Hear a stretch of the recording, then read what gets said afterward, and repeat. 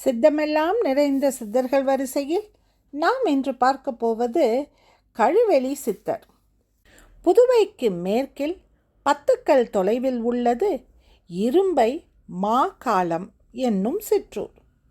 இங்கு கோயில் கொண்டிருக்கும் இறைவன் இரும்பை மாகாளீஸ்வரர்.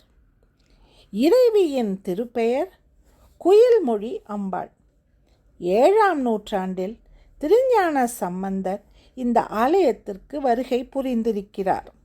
இத்தகைய சிறப்பு கொண்ட இரும்பை மாகாளத்தை கிபி 1207 சிற்றரசன் ஒருவன் அதன் அருகே உள்ள கோட்டைக்கரையிலிருந்து ஆண்டு வந்தான். இந்த சமயம் ஒரு தடவை இரும்பை மற்றும் அதனை சுற்றியுள்ள பல நூற்றுக்கணக்கான கிராமங்கள் பல காலமாக மழை இல்லாமல் பயிர் பச்சைகள், மரம், செடி, கொடிகள் அனைத்தும் கோடை வெயிலால் கருகி மடிந்தன. வெம்மை தாங்காமல் மிகவும் துயருற்ற குடிமக்கள் அனைவரும் ஒன்று சேர்ந்து மன்னனிடம் போய் முறையிட, மன்னன் இதற்கான காரணம் என்ன என்பதை தெரிந்து கொள்ள அரசவையை கூட்டி ஆலோசித்த போது, இரும்பை மாகாளம் ஆலயத்து குளக்கரையில் அமைந்திருந்த மிகப்பெரிய ஆலமரத்தடியில் சித்தர் ஒருவர் பல நெடுங்காலமாக தவத்தில் ஆழ்ந்திருந்ததால் அவருடைய கடுமையான தவக்கணலின் விளைவாக ஏற்பட்டதுதான் இந்த வெண்மைக்கு காரணம் என்று தெரிய வந்தது. இப்படியே விட்டால் மழையின்றி வெயில் கொடுமை, பஞ்சம் தலை விரித்தாடி மக்களெல்லாம் மாண்டு போய்விடுவார்கள் என்று எண்ணிய மன்னனும் அமைச்சர்களுடன் அது பற்றி கலந்து பேசி முடிவெடுத்ததன் பேரில் அமைச்சர் அரண்மனை தேவதாசி வள்ளி என்பவளை அழைத்து முனிவரின் ஆழ்ந்த தவத்தை கலைக்க வேண்டும் என்று கட்டளையிட்டார்.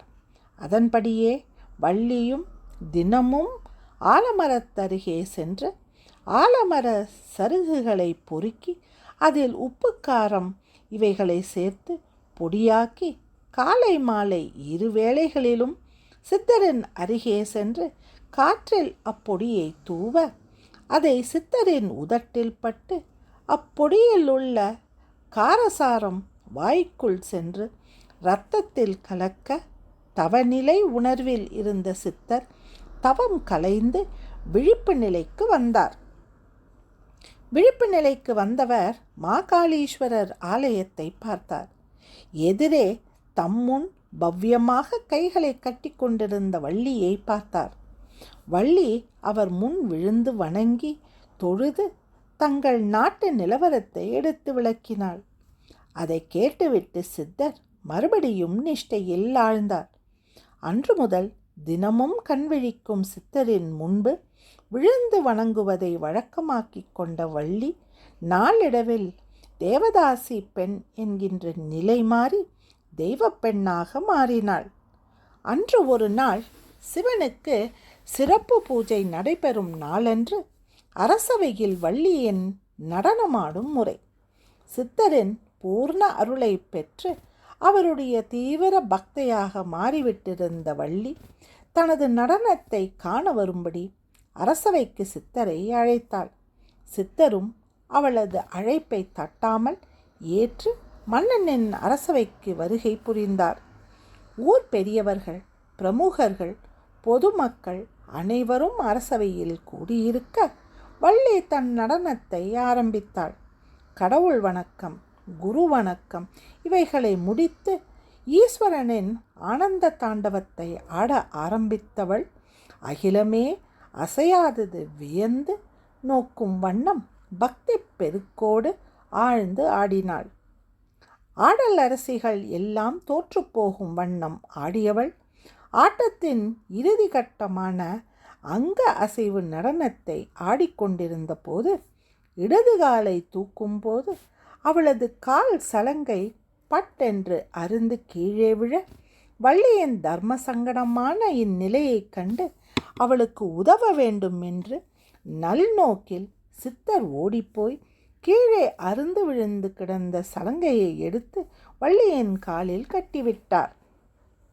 சித்தரின் இச்செயலை கண்டு அனைவரும் நகைத்தனர். கை தட்டி ஏளனம் செய்தவர்கள் சிலர், எள்ளி நகையாடியவர் சிலர். தங்கள் மனதில் தோன்றியதை எல்லாம் நினைத்து கேலி பேசி பலரும் அவரை அவமானப்படுத்தியதை கண்டதும் சித்தருக்கு சினம் பொங்கியது. அதுவரை பொறுத்திருந்தவர் பொங்கும் எரிமலையானார். அவர் மனதை வென்றவர். அவரது அந்த கோபம் அவர் மனதிலிருந்து வரவில்லை. கோபம் வந்தவுடன் சித்தர் மன்னனை நோக்கவில்லை, மகேசனை நோக்கினார். பின், நீ இருந்துமா இந்த நிலை என்றார். அதன் பின் கல்லும் பிளந்து கழுவெளியாக போகக் கடவது என்று சிவலிங்கத்தை பார்த்து சாபமிட்டார். அவ்வளவுதான். சித்தர் கோபத்தில் இப்படி சாபமிட்டதுதான் தாமதம். அடுத்த கணம் மாகாளீஸ்வர லிங்கம் 3 துண்டுகளாக வெடித்து வெகு தொலைவுக்கு அப்பால் போய் விழுந்தது. இதை கண்டு அரசன் அதிர்ந்தான். அவையோர் அலறினர். புலவர்கள் பதறினர். சபையே அதிர்ந்தது. மக்கள் கதறினர். சான்றோர் பெரியோர் கல்லாய் சமைந்தனர். கற்புடைய பெண்கள் கண்ணீர் சிந்தினர். சித்தரின் சினம் குறையவில்லை. அனைத்தையும் ஒரு கணம் பார்த்தார் சித்தர். இப்பொழுது அந்த ஆத்ம ஞானத்தின் காலடியில் அனைவரும் விழுந்து கடந்தனர். தம்மை சரண் அடைந்தோருக்கு அபயமளிப்பது தானே ஆண்டவனின் கருணை. சித்தர் தம் சாபத்தை மாற்றிக்கொள்ளவில்லை. மீண்டும் இறைவனை நோக்கினார். அவரை பாடினார். பிளவுபட்டு உடைந்த 3 லிங்க துண்டுகளும் மீண்டும் வந்து கூடின. அன்றிலிருந்து இரும்பையை சுற்றி இருந்த 5-6 மைல்கள் கொண்ட பகுதி விளைச்சலுக்கு தகுதியில்லாத நிலமாக மாறிவிட்டது. பக்கத்தில் உள்ள பரந்தவெளி கழுவெளி என்று பெயர் பெற்றது. ஊர் அழிந்தது. ஆலயம் கொஞ்சம் கொஞ்சமாக இடிந்து விழ தொடங்கியது. மாமுனியின் சாபம் அவ்வூர் மன்னனை மாய்த்தது. இந்த நிகழ்ச்சியின் விளைவாக சித்தரை கழுவெளி சித்தர் என்று அழைக்கின்றனர். அடுத்த கணம் சித்தர் அங்கிருந்து மறைந்தார். தெய்வீக நிலையில் இருந்த வள்ளி 3ஆம் நாள் சமாதி அடைந்தாள். இன்னும் இரும்பை மாகாளத்து ஆலயத்து சிவலிங்கத்தின் பானம் உடைந்து கூடியிருப்பதை அங்கு சென்றால் காணலாம். பானம் செப்பு பட்டையினால் சுற்றப்பட்டு உள்ளது. மீண்டும் நாளை இன்னொரு சித்தரை நாம் தரிசிக்கலாம். நன்றி, வணக்கம்.